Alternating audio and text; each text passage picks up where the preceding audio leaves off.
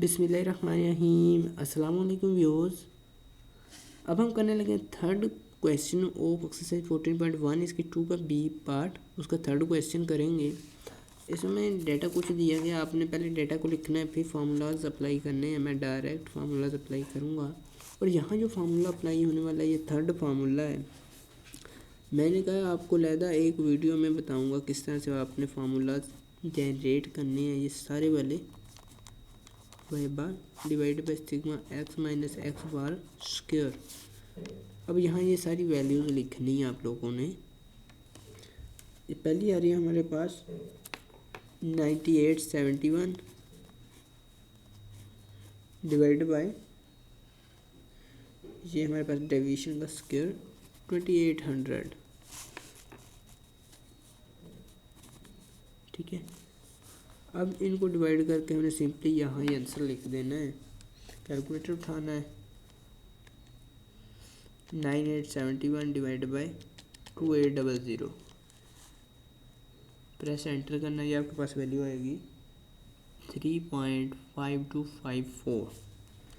3.5254 आप 3 डिजिट तक फिक्स करेंगे तो बुक के मुताबिक आ जाएगा। मैं रिकमेंड करता हूँ आप 4 डिजिट तक ही रखें।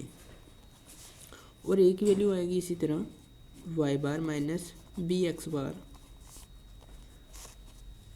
अब यहाँ आ जाना है आप लोगों ने कैलकुलेटर पर। वाई बार की वैल्यू हमारे पास है यहाँ पर 237 माइनस 52 और बी की वैल्यू यहाँ लिख दें 3.5254। ठीक है, यहाँ आ जाएगी हमारे पास ए की वैल्यू 237 माइनस 3.5254 मल्टीप्लाई बाई 52। ये आ रही है हमारे पास 53.6792। 53.6792। ठीक है, ये हमारे पास ए और बी की वैल्यूज़ आ गई। आप 3 डिजिट तक भी फिक्स इन्हें रख सकते हैं तो ज़्यादा बेटर रहेगा। 3 तक ही कर लें क्योंकि लॉगरिथमिक का इशू होता है कि उससे 4 डिजिट तक ही फिक्स रखते हैं।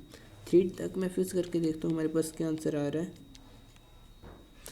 3 पॉइंट तक फिक्स करने से आपके पास ये आंसर आएगा 53.679।